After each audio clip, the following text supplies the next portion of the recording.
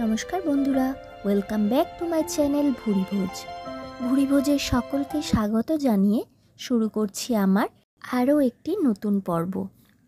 আজকের পর্বে আবারও প্রভু জগন্নাথ দেবের প্রিয় ভোগ কর্মাবাই খিচুড়ি কিভাবে বানাতে হয় সেটাই জেনে নেওয়া যাক। আর বেশি কথা না বলে রান্নাটা শুরু করা যাক। ভিডিওটা সম্পূর্ণ দেখার অনুরোধ রইল। প্রথমে একটা পাত্রে জল বসিয়ে নিয়েছি এবং ঢাকা দিয়ে জলটা গরম হতে দিয়েছি। জলটাতে ফুট ধরলে আগে থেকে শুকনো খোলায় নেড়ে নেওয়া সোনা মুগের ডাল ভালো করে ধুয়ে জল ঝরিয়ে এতে দিয়ে দিলাম।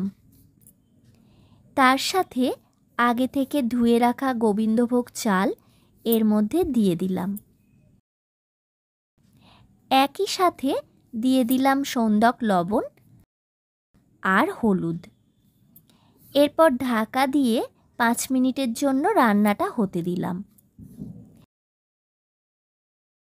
5 মিনিট পর ঢাকা খুলে একটু নেড়েচেড়ে দিয়ে দেব 3টে তেজপাতা।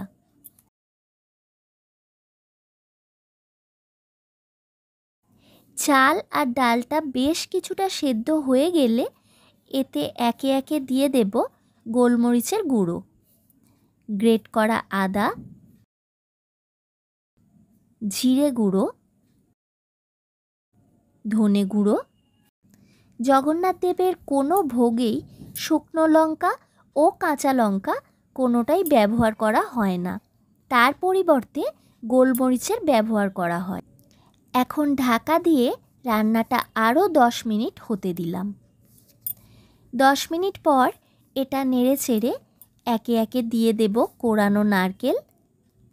খিচুড়িতে সাধারণত নারকেল ব্যবহার হয় না, কিন্তু এই রেসিপিতে নারকেল দিতেই হয়।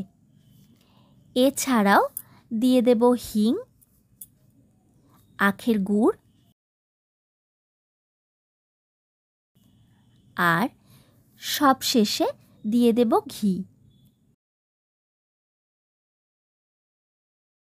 এবার একটু মিশিয়ে নিয়ে গ্যাস অফ করে 5 মিনিটের জন্য স্ট্যান্ডিং টাইমে রেখে দিলেই তৈরি জগন্নাথ দেবের সবচেয়ে প্রিয় ভোগ কর্মাবাই খিচুড়ি।